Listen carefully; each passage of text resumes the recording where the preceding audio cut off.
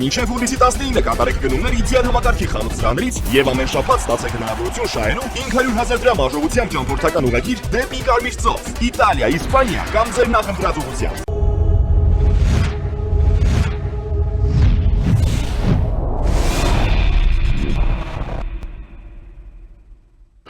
Մեր եթերը շարունակվում է, իմ հյուրն է Restart հիմնադրամի ծրագրերի համակարգող Յուրի Մովսեսյանը, բարև ձեզ պարոն Մովսեսյան։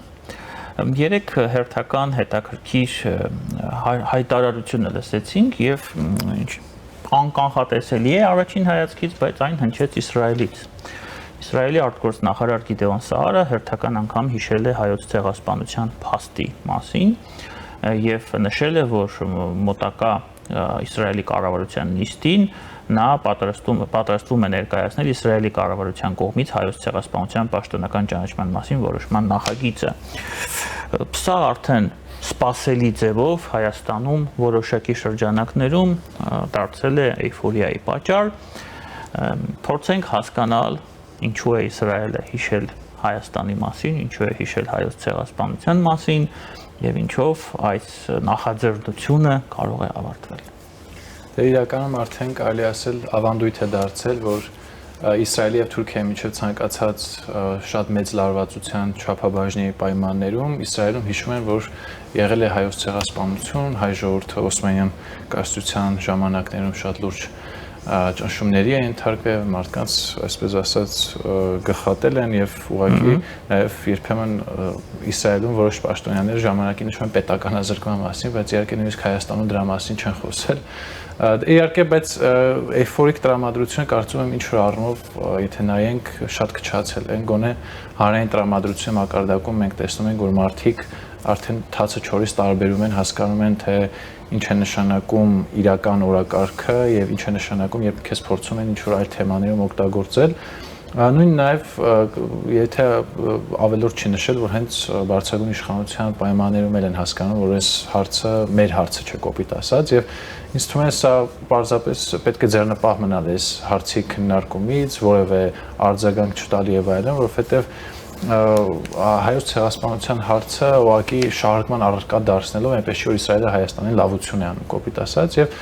սա զուտ հետևել է այն հայտարարություններին, որ օրինակ վերջին շրջանում հենց նույն Էրդողանի շուրթերից է հնչել, որ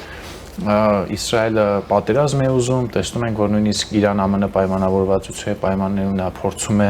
անդադ խախտել այդ հրադադարը, թույլ չտալ, որ տարածաշրջանում խաղաղություն լինի եւ այլն, եւ սա առումով ինձ թվում է շատ ավելացնելու բան չկա։ Ես իրականում հանրային արձագանքները տեսնում, իհարկե որոշ այտենց մարգինալ քաղաքական ուժերի հայտարարություններից անդին կարծում եմ, որ ընդհանուր առմամբ մենք նմանատիպ հարցերի առնչությամբ մի փոքր դիմակայուն ենք դարձել, այսինքն ես որ հիշում եմ օրինակ մի 5 տարի առաջ, 10 տարի առաջ, որ նման հայտարարություն է լինում, ամբողջ այդ մեդիա դաշտը քննարկում էր, որ վերջ եկել է հայոց վրեժի ժամանակը, վերջապես աշխարհը հասկանում է, որ հայոց ցեղասպանությունը տեղի ունեցել, շատեր արդեն խոսում էին Արևմտյան Հայաստանի վերադարձի մասին։ Մենք տեսնում ենք, որ նման աննորմալ քննարկումներ, համենայն դեպս լուրջ քննարկումներ չկան, ինչը ուրախալի է գոնե այսքան իրադարձություններից հետո։ Իդեպ սա ուղղակի որպես մեջբերում կան քաղաքական ուժեր, որոնք մեր Սփյուռքում շարունակում են զբաղվել ես դա կոչվում եմ Պանիկովսկու որդիներ, Պանիկովսկու որդիների գործառույթներով եւ տարածում են այսպիսի տեղեկատվություններ, պայքարի մասին են խոսում, արդեն Արցախի վերադարձն է դարձել իրենց եւ տրիվիալ փող են աշխատում։ Հա, իրականում միջնորդավորված ձևով, երբ որ ես օրինակ փորձում եմ վերհանել օրինակ նույն ԱՄՆ հայ համայնքի շրջանում տարածված նարատիվների տպավորություն է, որ այդ համայնքը Ռուսաստանում է ապրում, այն նարատիվները, որ այստեղ շրջանառվում են տարբեր պրոռուսական ուժեր, շատ կենսունակ են ԱՄՆ հայ համայնքի շրջանում, ու ինձ թվում է նաև պարադոքս չի։ Պարադոքս է, բայց նաև աշխատանքի բացակայության խնդիրն է այստեղ, որովհետև ես կարծում եմ, որ ինչքան էլ չարամիտ ուժերը թե Հայաստանի ներսում, թե դրանից դուրս ինչ որ անիմաստ կամ վնասակար գործունեությամբ են զբաղվում, նշանակում է, որ այն ուժերը, որոնք պետք է զբաղվեն, ամենայն դեպս գոնե պետական իշխանության մակարդակում, չունեն բավարար ռեսուրսներ։ Նույն օրինակ ԱՄՆ-ում Հայաստանի դեսպանատունը փաստացի այնքան ռեսուրս չունի, որ կարողանա նոր օրակարգ ձևավորել, որը կարող է այնտեղի համայնքին ավելի պրոակտիվ, արդյունավետ օրակարգի ուղղությամբ, հա, տանել այդ ռեսուրսը։ Իսկ Պանիկովսկիները, լեյտենանտ Շմիդտի որդիները աշխատում են։ Այո, ու դա ոչ թե աշխատում են, այդտեղ կա ենթակառուցվածքներ։ Օրինակ, երբ որ հիմա մենք խոսում ենք Ռուսաստանի կողմից ընտրական գործընթացների, ներքին գործերի միջամտության փորձերի մասին, մենք մի փոքր դա adekvat ենք համարում, որովհետև հաշվի առնելով ռուսաստանյան քաղաքական համակարգի կառուցվածքը, այնտեղի հայաստանյան այդ հայ համայնքի ստեղծած ենթակառուցվածքները եւ դրանց շահերը մի փոքր տրամաբանություն գտնում ենք։ Հիմա ԱՄՆ-ում եւ ընդհանրապես Եվրոպայում մենք գիտենք թե որ քաղաքական ուժերն են այնտեղ ենթակառուցվածքներ ստեղծել, չկա դրան հակառակ, այսինքն ես նույնիսկ հիշում եմ այնտեղ զրուցում էի մեր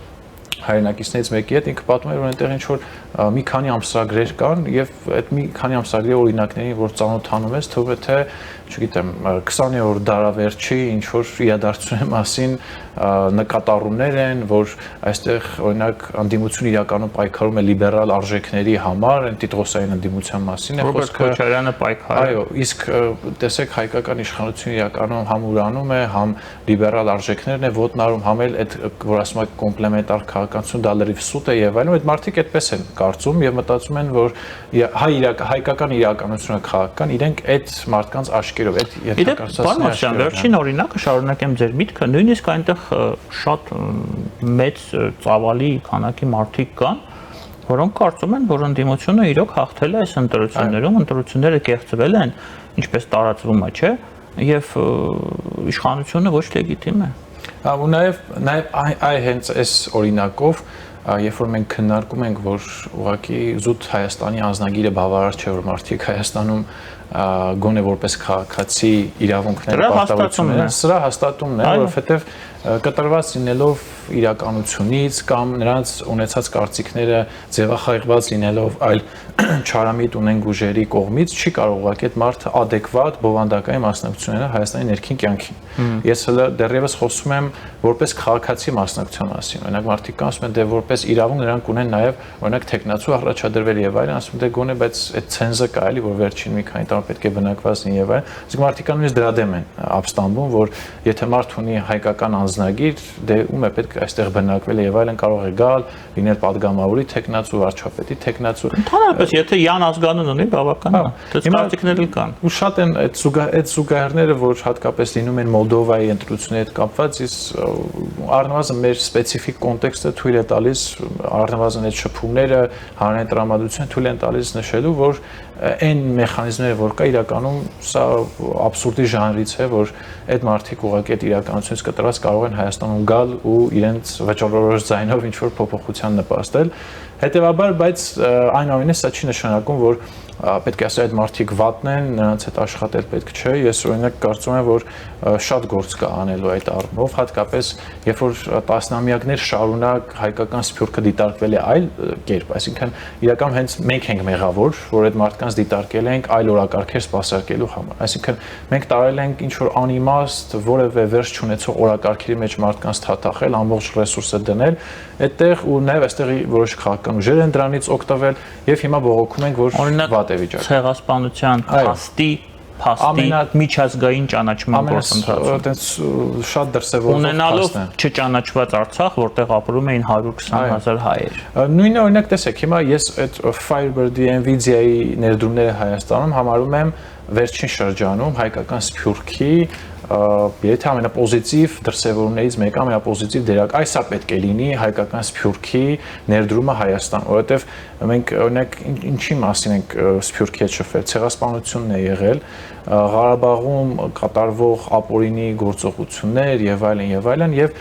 շեշտը չենք դրել իրական օրակարգերի վրա, իսկ իրական օրակարգը ուժեղ Հայաստանի Հանրապետությունն է եղել։ Իսկ իրականում հենց ուժեղ Հայաստանի Հանրապետության չլինելը, այսպես ասած, նաեւ ինչ որ չափով կախված է եղել այստեղի որոշ ընդդիմադիր քաղաքական ուժերի։ Օրինակ ես իհարկե չեմ խուսափի ասել, որ հենց նույն դաշնակցությունը ունենալով շատ լուրջ ենթակառուցվածքներ քաղաքական հասարակական սփյուռքում, ուղղակի այդ ամբողջ ռեսուրսը ուղղել է շատ լուրջ եւ վատ ուղղություններով, ինչը նաեւ երբեմն հակազդեցությունների արժանացել հենց այդ Սփյուռքի ենթակառուցվածքների կողմից։ Ես հիշում եմ 2018-19 հենց ԱՄՆ-ի այդ դաշնակցական մի թևը կարելի ասել դեմ էր գնում այստեղի դաշնակցության կարծիքներին, այն պրիզմայից ելնելով, որ դուք չեք հասկանում ինչ է տեղի ունեցել 2018-ին Հայաստանում կամ հասկանում եք եւ փորձում եք ուղղակի մեր ռեսուրսները վատնել։ Հիմա պետք է աշխատանք տանել այդ մարդկանց առողջության, այսինքն այս պոզիտիվ դրսևորումները, որ օրինակ եղան նույն Nvidia-ի հետ կապված, պետք է սահմանումից բազմապատկել, բայց ծանոթ լինելով, որ ԱՄՆ-ում ուղղակի օրինակ նույն դեսպանատան աշխատանքին կամ այլ պրոակտիվ ուժերի բացակայությանը, կա ասել մենք այստեղ շատ լուրջ խնդիրներ ունենք, որովհետև Հայաստանում եթե կա դաշնակցություն, չկա այլ քաղաքական կամ հասարակական ուժ, որ ունի բավարար ռեսուրսներ աշխատանք տանելու օրինակ ԱՄՆ-ի մեծ համայնքի հետ։ Ես շատ բարդ եմ համարում այդ աշխատանքը, որովհետև տեսեք, քանի սերունդ փոխվելու այդ արդեն իրենց մոտ կարելի աշխարհանկալում է, հա, արդեն ձևավորվել, բարձր որ շատ դժվար է լինել այդ մարդկանց ասել, որ գիտեք, այն ինչ որ ձեզ ասում են, դա շատ անիրական է, օրինակ հայ դատի հանձնախմբի ես երբեմն հայտարարություններն եմ նայում, ուղղակի չեմ պատկերացնում մարդիկ ինչքան պետք է կտրված լինեն իրականությունից կամ կտրված չլինեն այդպիսի վնասակար գործունեությամբ զբաղվեն։ Ես չեմ ասում, թե այն ինչ որ իրենք ասում են սխալ է։ Խնդիրն է, թե ներկայիս կոնտեքստում, ներկայիս տարածաժամանակային այսպես պայմաններում ինչքանով է դա բխում Հայաստանի շահերից կամ ինչ որ օգուտ տալիս է վերջնարդյունքում, թե ոչ, նույն օրինակ մենք տեսանք օգոստոսի 8-ի հռչակագրից հետո, օրինակ օգոստոսի 8-ից հետո բազմաթիվ փաստաթղթեր են, այսպես ասած, կնքվել, որոնց արդյունքում ձևավորվել է հայ-ամերիկյան նոր օրակարգ։ Հիմա Սփյուռքի դերը դրանում ո՞րն է։ Կրկին խոսել, որ Լեռնային Ղարաբաղում հայեր չկան, վերադարձի իրավունք եւ այլն, թե պետք է խոսել, որ եթե ուզում եք այս ժողովրդավար պետություն ուղղակի այս տարածաշրջանում լինի եւ ապահովի երկկողմ հարաբերությունից կարևոր օրակարգը, պետք է ուղղակի ներդրումներ կատարել այս ուժեղ իրական Հայաստանի կոնցեպտի մեջ։ Ու կարծում եմ հենց այս էական խզումը այստեղ է առաջանում, բայց սա լուծումն էլ աշխատանք տանելն է, ուրիշ բան ես շատ։ Լուծումների մասով, պարոն Մովսիսյան, շատ հետաքրքիր ընթացք ստացավ մեր զրույցը իրականում, որևէ մեկը չի կասկածում, որ Սփյուռքը շատ կարևոր է, որ մեր հայրենակիցները շարունակում են մնալ մեր հայրենակիցներ, եւ որևէ մեկը չի կասկածում, որ աշխատանքը շատ, այսպես ասեմ, անբավարար է տարվում։ Դուք նշեցիք դեսպանատունները, պետության գործառույթը, բայց տեսեք, ես իզուր չէ որ խոսում եմ, հա, Պանիկովսկիների, լեյտենանտ Շմիդի որդիների մասին, ի՞նչն է խանգարում, որպեսզի մեր հասարակական կազմակերպությունները պետության աջակցությամբ, միգուցե նաև Սփյուռքում կան գործիչներ, որոնք դրանում շահագրգռված են, հա,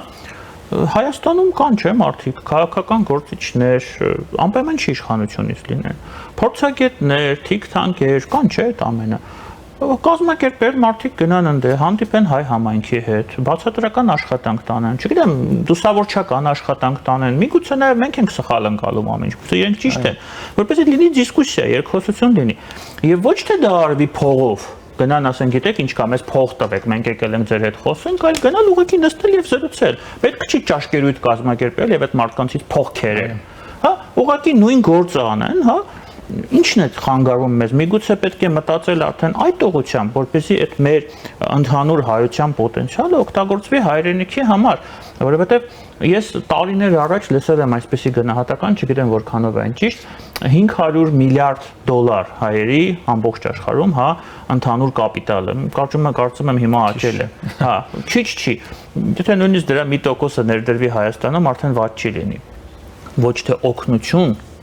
ոչ թե լավություն, այլ ներդրում։ Դուք շատ լավ օրինակներ բերեցիք, եւ դա ի դեպ այդ 500 միլիարդը մենք չենք հաշվում, հա, Nvidia-ում հայերի մասնակցությունը, հա, Firebird-ում հայերի մասնակցությունը, հասկանալի է, չէ՞, ինչի մասնակցությունը։ Կարելի է նյութականացնել իրական։ Այսինքն գործիքակազմը շատ է, շատ գործիքակազմ կա, ինչի պետք չենք օգտագործում, ես չեմ հասկանում։ Որպեսզի ինձ հետո չմեղադրեն, որ որոշ մարդկանց գործունեությունը, այսպես ասած, թերարժևորեն, պետք է նշենք, որ փորձեր եղել են։ Այսինքն Սփյուռքում էլ ունենք գործիչներ, հատկապես ԱՄՆ-ում, ովքեր իրենց փորձագիտական աջակցությամբ, ադվոկացիոն գործունեությամբ Հայաստանից գնացած հայերի մասին եմ խոսում, որ այստեղից պետք է դեսանտ իջեցվի։ Փորձեր եղել են։ Բայց երբ որ այդ մարդկանց հետ զրուցում ես, որ արդյոք դա բավարար է, իրենք ասում են, որ եթե մենք ուզում ենք այնտեղ մրցակցել օրինակ ադրբեջանական ներկայության դեմ, եթե այդ պրիզմայով ենք նայում, եւ մյուս կողմից էլ մի փոքր, այսպես ասած, նվազեցնել այն չարամիտ ազդեցությունները, որ կան հայկական սփյուռքի վրա, հատկապես էլի կրկին նշում եմ ԱՄՆ-ը, որովհետև այնտեղ այդ դաշտը կա աշխատելու ուղղությամբ։ Մեզ պետք են որոշակի ռեսուրսներ, բայց ինձ թվում է նաև, այո, դուք շատ ճիշտ եք ասում, որ այն մարդիկ, ովքեր փորձ են արել, այդ ուղղությամբ ավելի մեծ քայլերի շուրջ չեն մտածել։ Այսինքն գնալ ինչ որ հանդիպում ունենալ հայկական համայնքի հետ, ինչ որ բան ծախել նրանց վրա, իրենք էլ մեր վրա, բայց ինչ որ օրակարգի շուրջ նրանց համախմբել, այնտեղ ստեղծել ենթակառուցված, այսինքն մի փոքր նաև իրենց տեսանկյունից թվացել է թե դե հայ փորձագետը եկել է մեզ հետ հանդիպել է, եթե այդպես ինչ որ չգիտեմ, ինչ որ շահ է ունեցել եւ այսինքն այդ մեսիջն էլ չի լավ գնացել։ Չի թվացել է, տենց էլ կա։ Տենց էլ կա։ Մեսիջն էլ չի լավ գնացել, համաձայն եմ։ Բայց այդ ուղղությամբ պետք է աշխատել։ Ես կարծում եմ, որ եթե առաջիկա այս տարիների, երբ որ խոսում ենք օրինակ հայ-ամերիկյան հարաբերությունների մասին, բողոքում ենք, որ բավարար չի դիվերսիֆիկացում, անդադ մեղադրում ենք իշխանությունը եւ այլն,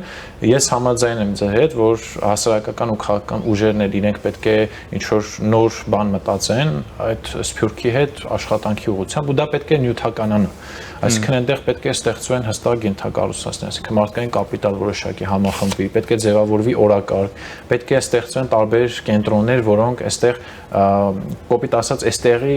իրական կարիքները կարողանում են այնտեղ տարբեր advocacy գործունեությունների մեջ ներառել, այսինքն ոչ թե ԱՄՆ պաշտոնյան օրինակ հանդիպում է 3 հայի, 3-ն է տարբեր բաներ են ասում, մեկը ասում է եկեք Արցախը հետ բերենք, մեկը ասում է Արևմտյան Հայաստանը, մեկն ասում է դե իրականում ոնց որ Հայաստանը լուրջ խնդիրներ ունի, պետք է այդ խնդիրների լուծման շուրջ իրական օրակարգ ձևավորվի ու բան չհասկանա այդ մարդը ընդհանրապես ինչ են ուզում հայերը, այլ այդ advocacy գործունեությունը պետք է նախ լինի համակարգված։ Ես գիտեմ, որ տարիներ շարունակ մեր այստեղի քաղաքացիությունը բավականին լուրջ գործունեություն է ծավալ, էլի շատ սահմանափակ ռեսուրսների պայմաններում Հայաստանում ժողովրդավարական բարեփոխումների իրականացման ուղղությամբ, բայց դա կտրված է եղել Հայաստան-ԱՄՆ ռազմավարական օրակարգից, որտեղ այն ժամանակ իրականում այդ օրակարգը չկար։ Եթե անկեղծ լինենք, այն ժամանակ եթե մենք ԱՄՆ-ից ինչ-որ ակնկալիք ունեինք, դա ուղղակի Լեռնային Ղարաբաղի հարցի շուրջ բալանսավորողի դեր ստանձնել էր ԵԱԿ Մինսկի խմբում ու Հայաստանի ժողովրդավարությանը ինչ-որ ձևով աջակցելու իրական շատ լուրջ աջակցություն է եղել ու ոչ միայն, հա, եթե նայենք սոցիալ-տնտեսական տարբեր ծրագրեր եւ այլն, բայց դա եղել օգնության օրակարգով։ Հիմա ձևավորվել է մի օրակարգ, որը գործընկերության օրակարգ է, այսինքն ԱՄՆ-ն էլ Հայաստանից շահեր ունի, Հայաստանի վերաբերյալ ունի բազմաթիվ նպատակներ եւ այստեղից էլ կան այդ ըմբռնումը, այսինքն այդ փոխադարձ գործընկերության օրակարգը կա։ Հիմա ես կարծում եմ, որ եթե ապագայում մենք փորձենք այսպիսի ինչ-որ մի նախաձեռնություն սկսել, դա պետք է հստակ համակարգված լինի եւ ոչ թե պետք է լինեն առանձին անջատ օրակարգեր, դե ես զբաղվում եմ ժողովրդավարության առաջխաղացմամբ, ես մտածում եմ, որ Հայաստանի տնտեսության մեջ պետք է այլ այդ բոլորը պետք է մեկ նախաձեռնության մեջ կենտրոնանան, որպեսզի մեր ասելիքն ու մեր ակնկալիքները հստակ լինի։ Թե չէ հակառակ պարագայում այնտեղ տպավորություն է ստեղծվում, Հայաստանում տարբեր ուժեր ունեն տարբեր ակնկալիքներ, այսինքն օրինակ ժողովրդավարություն ցանկացողը գուցե այդքան հետաքրքրված չէ ԱՄՆ ներդրումներով, իսկ իրականում դրանք բոլորը իրար հետ փոխկապակցված են եւ դա պետք է մեկ նախաձեռնությամբ լինի։ Շատ լավ, տեսեք, պարոն Մովսյան, նորից շարունակեմ ձեր միտքը։ Այդ 3 հոգին, որ հանդիպում են ամերիկյան պաշտոնյաների հետ, մեկը ասում է, որ Նիկոլ Փաշինյանը ոչ լեգիտիմ է, որ Հայաստանում չկա ժողովրդավարություն, մյուսը ասում է, որ Ամերիկան պետք է ճանաչի հայոց ցեղասպանությունը եւ դա ամենակարևոր Հայաստանում օրակարգն է, Հայաստանում դա ամենակարևորը։ Հիմա նոր օրակարգի հայտնվել Արցախը։ Ես չեմ ասում դա կարևոր չի։ Բայց դրա ֆոնին Ադրբեջանը ներկայացնում է նույն ԱՄՆ-ում, ինչպես եւ ամբողջ աշխարհում, մեկ դիրքորոշում։ Մեկ։ Այո։ 3 տեղ է ունեցել շատ կարևոր միջոցառում, ինչպես ադրբեջանական ԶԼՄ-ում են գրում կոնգրեսում, որտեղ քննարկվում էր ուշադրություն, ես գիտեմ, որ դուք գիտեք, էթնիկ զտումները Ադրբեջանում։ Պետություն, որը 3 տարի առաջ իրականացրել է բացահայտ էթնիկ զտում, ինչի արդյունքում 120,000 մեր հայրենակիցներ հայտնվել են Հայաստանում, խոսում է էթնիկ զտումներից, ինչ որ 100 տարի առաջ, որոնք տեղի են ունեցել, կամ 40 տարի առաջ Հայաստանում։ Անհավասար վիճակ է, պայքար է, երբ կա մեկ տեսակետ, որի հետևում լոբինգ է պետական մակարդակով եւ մեր դեպքում, երբ որ պետությունը դրանով որքանով ես հասկանում եմ, չի զբաղվում, ես կարող եմ սխալվել, իսկ այդ մեր համայնքները տարբեր պայմանական 3 կարծիք են ներկայացնում, որոնք իրարամերժ են եւ սա կարևոր հարց է, չէ՞։ Դե իրականում երբ որ համեմատում ենք մեր եւ Ադրբեջանի այդ աշխատանքի հետ, մեկ կարող տարբերություն կա։ Այնտեղ ամեն ինչը պետական, ասենք ստրուկտուրալ հաղորդակցության միջոցով է անցնում։ Այսինքն ինչ որ չափով մեր այս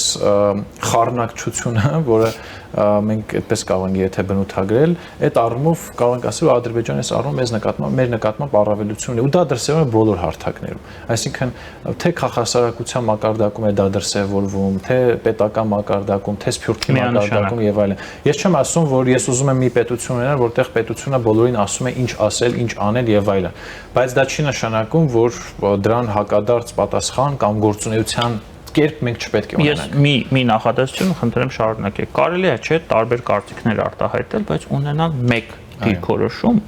գոնե այս հարցում։ Եվ այդ բոլոր 3 կարծիք արտահայտողները պետության շահերից ելնելով հայության լավ sense ասեմ, հայության շահերից այդ մի նարատիվ մենք դա չունենք։ Ոչ մի մակարդակում չունենք, պարոն Մովսեսյան։ Հենց դա է խնդիրը, այսինքն տեսեք, ես էլի շատ նորմալ եմ վերաբերում, որ ինչ որ քաղաքական հասարակական խմբեր, ինչ որ Հայաստանից դուրս ինչ որ տեղ, օրինակ խոսում են Արցախի էթնիկ զտման մասին, բայց դա չպետք է բացառի Հայաստանում ներդրումներ անելու նարատիվին։ Այսինքն դու կարող ես ունենալ այլ պատկերացումներ որոշ հարցերի շուրջ կամ քո համար ինչ որ պրիորիտետ թեմաներ լինեն, որ դու այդպես ես մտածում։ Այստեղ չխոսենք դա չարամիտ է, չգիտեմ, դրական առումով է դա արվում եւ այլն, բայց պետք է ունենալ ձեր ասած այդ կոնսենսուսային հարցերը։ Իսկ ես կարծում եմ հենց ներկայիս միջազգայինորեն ճանաչված Հայաստանի Հանրապետության սահմաններում ներդրումներ անելը, Հայաստանի դիմակայունությունը բարձրացնելը, չգիտեմ, դիվերսիֆիկացող քաղաքականությանը աջակցելը ու ցանկացած այս ոլորտներից բխող աջակցությունները պետք է որ կոնսենսուս ունեն։ Ես ուրիշ բան չեմ կարծում։ Ես իհարկե չեմ տեսել այդ հայտարարությունը, բայց ես չեմ ուզում այսպես ասած ամեղության կանխավարկածը խախտել եւ կարծել, որ այդ մարդիկ չեն հասկանում, որ եթե դու խոսում ես օրինակ Արցախի մասին, առնվազն այդ խոսակցությունը անլուրջ է, քանի դեռ Հայաստանը օրինակ դիմակայուն չէ։ Եթե իրենք հակառակն են մտա, այսա խնդրեմ է։ Ես չեմ ուզում էլի ամեղության կանխավարկածը խախտել, ասել որ իրենք մտածում են, որ Հայաստանը դե ոչինչ կարևոր արցախյան խոսույթը լինի, որտեվ ես օրինակ դա համարում եմ անիմաստ օրակարգ։ Եթե էլի ոնց որ մենք կարող ենք ունենալ տարբեր կարծիքներ, ինչքանով է իրատեսական ինչ-որ հարց, ինչքանով ոչ իրատեսական, բայց կան այսպայն ռեալ օրակարգեր, որոնք դուք ինչպես նշեցիք,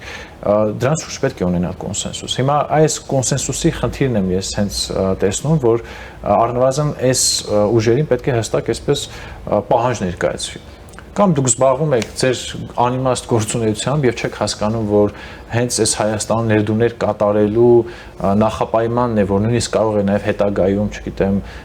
սպասարկել նաեւ ձեր առաջադրած օրակարգերը, կամ ուղղակի դուք զբաղվում եք ձեր մարգինալ գործունեությամբ եւ մենք ամեն հանդիպման ժամանակ նշում ենք, որ այս գործունեությամբ զբաղվող հայկական կազմակերպությունները առնչություն չունեն Հայաստանի Հանրապետության հետ։ Որտեղ եթե դուք չեք ուզում Հանրապետության շահերի հետ։ Այո, որտեղ եթե դուք Հայաստանի Հանրապետություն բառը չեք ուզում ասել եւ խոսում եք Հայաստանի Հանրապետությանից դուրս շուրջը կատարվող իրադարձությունների մասին, նշանակում է դուք տեսնում եք, որ դե Հայաստանի Հանրապետությունն կա ու կա, կարելի է խոսել ուրիշ հարցերի մասին, բայց իրական իրավիճակը այդպեսին չի,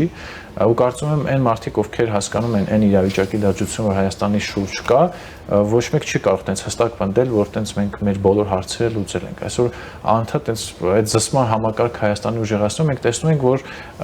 դեռևս մեզ բավարար չէ համարել, որ մենք արդեն թե անվտանգության, թե տնտեսության մեջ բավարար դիմակայուն ենք դարձել, որպեսզի Հայաստանից դուրս գտնվող, այսինքն մեր տիրապետությունից դուրս գտնվող հարցերին արդեն անդրադառնանք, ու հենց ինձ թվում է տրամաբանությունը պետք է որ այս որ խոսում ենք նոր նախաձեռնություն ստեղծվի եւ այլն, նաեւ այդ մյուս հայկական կազմակերպությունները հաղորդակցություն պետք է լինի։ Կամ դուք փոխում եք ձեր գործելակերպը, հասկանում եք, որ կա Հայաստանի Հանրապետություն, որի դիմակայունությունն է ամենակարևոր հարցը, ամենահրատապ ու ամենակարևոր։ Դուք կարող եք ունենալ այլ օրակարգեր, որոնք դուք կարծում եք, որ կարևոր է խոսել դրա մասին։ Բայց մենք կարծում ենք, որ սա այն հարցն է, որ մենք բոլորս պետք է սա օրակարգ դարձնենք, որովհետև մենք ունենք հարևան, որը այստեղ ավելի համակարգված է աշխատում։ Բոլորը մեկ լեզվով են խոսում։ Բոլորը ասում են, որ Ադրբեջանը այստեղ կարող է լինել միակ ռազմավարական, ռազմական, տնտեսական դաշնակից ԱՄՆ-ի համար ու թվեր են ներկայացնում։ Մարդիկ ցույց են տալիս այդ երկրի կարողությունը։ Ու երբ որ մի լեզվով այդ երկրից գալիս են խոսում են, լուրջ են ընդունում այդ մարդկանց։ Ասում են, հա, այս մարդիկ գիտեն ինչ են ուզում այս տարածաշրջանում եւ կարծես թե լավ հասկանում մենք ինչ ենք ուզում այս տարածաշրջանում։ Երբ որ մեզ են տեսնում են ինչ որ խառնակ օրակարգ եւ երբեմն հակասող օրակարգ։ Այսինքն խնդիրը հենց սրանում է կայանում, ոչ թե տարբեր բաների մասին չի կարելի խոսել, այլ չունենք ընդհանուր օրակարգ, որը կարծում եմ հենց այդ ընդհանուր օրակարգը պետք է բխի հենց ներկայիս Հայաստանի Հանրապետության դիմակայունությունից։ Այլ օրակարգ ես այս պահին չեմ պատկերացնում, որ թե իր հրատապությամբ, թե կարևորությամբ կարող է զիջել ինչ որ այլ բանի։ Հպամուսյան, այդ օրակարգը, որի մասին դուք խոսում եք, միանշանակ բխում է Հայաստանի Հանրապետության, հայ ժողովրդի եւ ամբողջ հայության շահերից։ Բայց մենք նաեւ գիտենք, որ այդ քաղաքական ուժերը, նույն դաշնակցությունն է, իրենք դրան դեմ են հանդես գալու։ Այսինքն, եթե ստեից մարտի գնաց, եկեք դա քննենք, չէ, մեզ դա հետաքրքիր չի, մենք ցեղասպանություն ենք ճանաչելու եւ Արցախ։ Այսինքն, կարիք կա ստիպելու նրանց այդ օրակարգը ընդունել։ Իսկ ինչպես դա անել։ Նորից վերադառնանք ակունքներին, հա։ Օրինակ նույն ԱՄՆ-ն, ինչ խոսք, դա ժողովրդավարական երկիր է։ Այնպես, ինչպես կարող է լինել ժողովրդավարական մակարդակը։ Միգուցե պետք է աշխատել մարդկանց հետ, ոչ թե կազմակերպությունների հետ, որոնց հետ ամեն ինչ պարզ է, սովորական մարդկանց հետ, որոնք այդ ձայներն են ապահովում օրինակ ընտրությունների ժամանակ, որոնց վաճառում են ԱՄՆ-ի կառավարությանը եւ կուսակցություններին այդ քաղաքական ուժերը։ Միգուցե այդ մարդկանց հետ է պետք աշխատել, որպեսզի ճնշում լինի իրենց վրա, որ իրենք էլ հասկանան, որ իրենք չեն կարող հանդես գալ մի ամբողջ օրինակ միլիոնանոց հայ համայնքի անունից Ամերիկայում եւ անել այն, ինչ ուզում են, որ այդ մարդիկ էլ իրենց կարծիք ունեն եւ հասկանում են Հայաստանի շահը որն է տվյալ դեպքում, մայր Հայաստանի շահը որն է, այլ ոչ թե ինչ որ սահմանափակ մարդկանց խմբի շահերը, որոնք ունեն ուղիղ աֆիլիացիա Ռուսաստանի հետ։ Դե իրականում մեկը մյուսին չի բացառում։ Ես այնուամենայնիվ համարում եմ, որ այդ կազմակերպության հետ հաղորդակցությունը մեզ պետք է, որ նաև ինչպես դուք նշեցիք, այդ մարդկանց հետ ովքեր ապահովում են թե ֆինանսները, թե քաղաքական ազդեցությունը ԱՄՆ-ում, նաև իրենք հասկանան, որ այս մարդիկ իրական օրակարգից հեռու են։ Այսինքն, երբ որ մենք գնանք այդ մարդկանց հետ խոսենք, իրենք էլ կրկնելու են այն նարատիվները, որ այդ կազմակերպությունը առաջ են տանելու, եւ մենք այդտեղ այդ հաղորդակցության մակարդակում իրենց պետք է նշենք, որ մեկը մյուսին չի բացառում, բայց մենք նշելով այդ օրակարգ այս կազմակերպությունների հետ խոսակցության ժամանակ հասկացանք, որ այս մարդիկ այս օրակարգն են բացառում։ Իսկ մենք չենք գնում բացառման տրամաբանությամբ, ասում ենք դե հիմա եթե Սփյուռքում մարդիկ կան, որ սա կարևոր հարց են համարում, մենք չենք կարող, հա, ուղղակի նրանց ստիպել այլ բաներով զբաղվել, բայց մենք համարում ենք, որ հայկական օրակարգ գոյություն ունի, որի շուրջ գոնե պետք է հայկական Սփյուռքը ինչ-որ դերակատարում ունենա։ Կարծում եմ, երբ որ այս հաղորդակցությունը ասես տրամաբանված, հիմնավորված գնա, նաև այդ մարդիկ կհասկանան, որ փաստորեն այն ազդեցությունը ու ռեսուրսները, որ իրենք կուտակել են եւ ըստ իրենց ծառայում է իբր դրական ինչ-որ կարևոր բանի, կհասկանան, որ փաստորեն տասնյակ տարիներ շարունակ այդ ազդեցությունը ուղղակի մաշվել է։ Այսինքն կարելի է նաև այդ արդյունքներով կիսվել իրենց հետ, եթե պետք է շատ այսպես evidence-based պնդումներ անել, ցույց տալ, օրինակ 30 տարում դուք ինչքան գումար եք ծախսել, ինչքան ռեսուրս եք ծախսել, ինչքան ժամանակ եք եւ ինչ ենք ունեցել։ Ու դա պետք է չոր այսպես դնել իրենց առաջ եւ ցույց տալ իրական օրակարգի արդյունքում ինչ ենք ունեցել։ Օրինակ նշել, օրինակ նույն ինչպես օրինակ ես գիտեմ, որ նույն օգոստոսի 8-ի պայմանավորվածության մասով, երբ որ Անդրանիկ հանդիպումն է եղել J.D. Vance-ի հետ, հենց հայկական Սփյուռքի ներկայացուցիչները կարևոր դեր խաղացել, այդ հանդիպումը կայանա Փաշինյանի եւ Vance-ի միջեւ։ Այդ օրինակը պետք է դնել, դրանից հետո պետք է դնել, թե դրա արդյունքում ինչ ունեցանք օգոստոսի 8-ին, հետո պետք է նշել հայկական Սփյուռքի այն ներկայացուցիչին, որը կարողացավ Հայաստան բերել այս արհեստական բանականության հետ կապված։ Այսինքն գնալ ոչ թե բացառման ճանապարհով, այլ հնդակարակը։ Ցույց տալ, որ եթե նույնիսկ դուք մտածում եք, որ սա ռեալ օրակարգ է, այսինքն դուք մտածում եք, որ ցեղասպանության ճանաչումը կարող է օրինակ շատ լուրջ իրավիճակ փոխել Հայաստանի օրինակ զարգացման մեջ։ Դուք եթե մտածում եք զուտ վերադարձի իրավունքի ամրագրումը կարող է շատ լուրջ հարց լուծելի եւ այլն, դա չի կարող տեղի ունենալ, եթե նույնիսկ դուք այդպես եք մտածում, եթե Հայաստանը չունենա օրինակ այսքան AI օրինակ գործարան, չի կարող ունենալ, եթե օրինակ ամերիկյան ներդրումները գոնե առնվազն առաջիկա 5 տարում 10% չկազմեն ընդհանուր ներդրումների ծավալի մեջ եւ այլն, այսինքն sense թվային արդյունքներով պետք է ցույց տալ, որ առանց դիմակայուն Հայաստանի, ձեր նույնիսկ եթե դուք մտածում եք այդ իրատեսական օրակարգերը չեն կարող սպասարկվել, որովհետև էլի կրկին կգանք ցեղասպանության հարցին, մի նախագահ հայտարարեց, մենք տեսանք թե դրանից ինչ հետևեց, այսինքն այսպես արդյունքներով իրենց հետ պետք է հիմնավորված խոսակցություն գնա, այսինքն այն փորձառությունը, որ գնանք իրենց ասենք, որ իրենք սխալ են, ես չեմ համարում, որ դա ճիշտ հաղորդակցության ձև։ Ուղղակի այդ մարդկանց պետք է բացատրել, որ դու այն ռեսուրսը, որ ունես ու ծառայեցնում ես այս օրակարգին, դա այս 30 տարիների ընթացքում որևէ արդյունք չի տվել։ Բայց այս 1-2 տարվա ընթացքում, տեսակ, այս ռեսուրսը, որ ծառայեցրինք, մենք արդեն 1 տարվա ընթացքում ունենք Հայաստանում հողի վրա փոփոխություն։ Այսինքն այդ պետք է ցույց տա։ Ես կարծում եմ, այնտեղի հայ համայնքում են ներկայացուցիչներ, որոնք ազդեցություն ունեն եւ դրական են տրամադրված հայկական օրակարգի առաջխաղացման ուղղությամբ, կարծում եմ, այս հաղորդակցության միջոցով գոնե կհասկանան, որ իրականում ինչ է նշանակում ռեալ փոփոխություն, ինչ է նշանակում ուղղակի քաղաքական խոսույթին ծառայեցում։ Պարոն Մովսյան, ես հուսով եմ, որ գոնե մեր այսօրվա զրույցը մի փոքր քայլ եղավ այդ ճանապարհին, այդ մեծ աշխատանքի ճանապարհին, որը մեր բոլորիս առջև այս պահին, որի անհրաժեշտությունը կա, ինչի համար դե շնորհակալ եմ։ Ես եմ շնորհակալ։ Իմ հյուրն է Restart հիմնադրամի ծրագրերի համակարգող Յուրի Մովսիսյանը, ես Դավիթ Ստեփանյանն եմ, ձեզ հետ իմ մանրամասները կհանդիպենք։